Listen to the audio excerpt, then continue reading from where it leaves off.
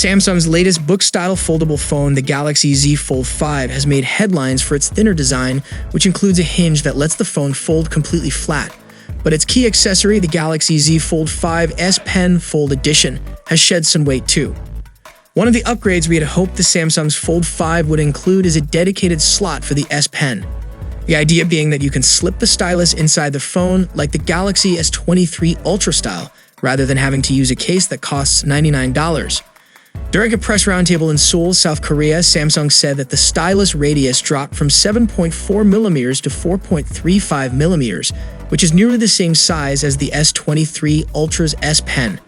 That's 41% thinner than last year's S Pen Fold Edition. Samsung said it achieved this by way of an internal push to determine whether or when it could embed its S Pen into a Galaxy Fold phone. Still, Samsung said it's exploring whether it can create an even skinnier stylus in the new S Pen Fold Edition for a number of reasons, most notably to find a way to fit the accessory in a slot within the foldable itself. But at the event, Samsung did create an aluminum mock-up of a Galaxy Z Fold 5 with the integrated S Pen. It's even possible to pop the stylus in and out of that slot.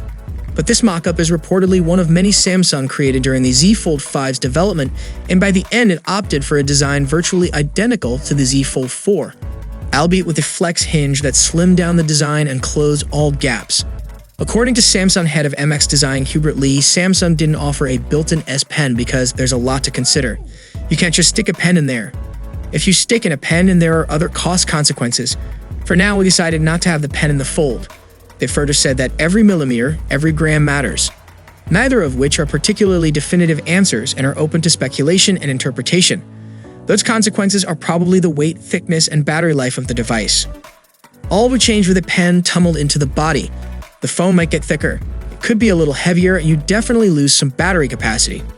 The last bit is especially concerning because the current Z Fold 5 has the same battery capacity and life as the last model.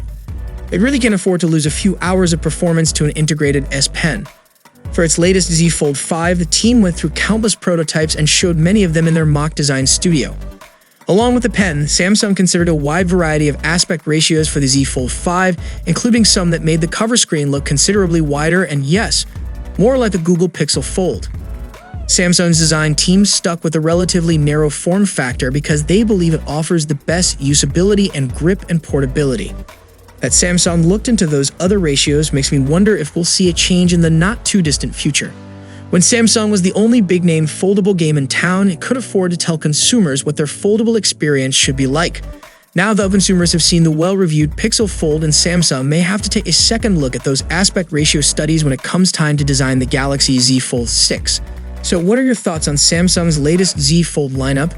Share your valuable thoughts below in the comment section, and for more Galaxy updates, you can check out our channel, and I'll see you guys in the next one. See you for the next time. Peace out.